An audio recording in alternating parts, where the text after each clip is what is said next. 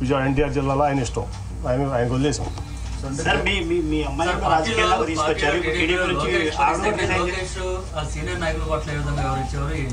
Sir అవన్నీ చెప్పను, ఒకటైతే చెప్పనా.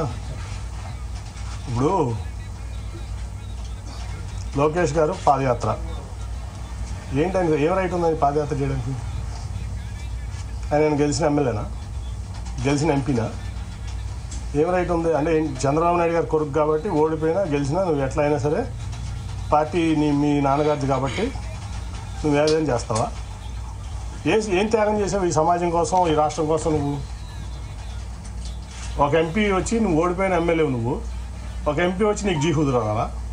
గెలిచిన ఎంపీ, యాంటీ వేవ్లో గెలిచిన ఎంపీ నీ యోగాలో నేను పాల్గొనాలా? ఎట్లా పాల్గొంటాను? ఏం ప్రోటోకాల్తో పాల్గొంటాను?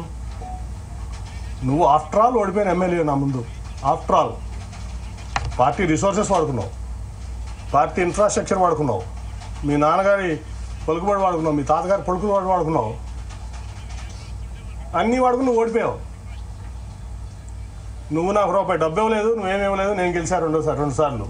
నీ పార్టీని బుధాల మీద పెట్టి మోసా కృష్ణా జిల్లాలో 2013 నుంచి 14 ఎలక్షన్ అయ్యే వరకు నా ఆస్తులు అమ్ముకున్నా, వ్యాపారాలు మానుకున్నా.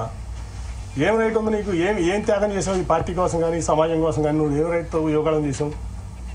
ఏం రైట్తో నువ్వు సీనియర్ని శాసిస్తున్నావు? ఏం రైట్ ఉందా నీకు? ఒక 10 సార్లు ఎమ్మెల్యే చేసావా? 10 సార్లు ఎంపీ చేసావా? ఏం ఆస్తి అమ్ముకున్నావు? నేను ఆస్తులు అమ్ముకున్నాను, 2,000 కోట్ల రూపాయల ఆస్తులు. నేను ఈ పార్టీ కోసం అనండి, నా ప్రజా జీవితం కోసం అనండి, నా వ్యాపారం ఆపుకున్నా. నువ్వు హెరిటేజ్ ఆపుకున్నావా? మీ నాన్నగారు వచ్చిన నుంచి ఇప్పుడు వరకు మీ కుటుంబాన్ని ఆస్తి అమ్మిందా ఈ పార్టీ కోసం? ఏం త్యాగాలు చేశానని నువ్వు యోగం చేస్తావు? మమ్మల్ని ఎట్లా ఉండమంటావు? ఏం రైట్ ఉంది నీకు?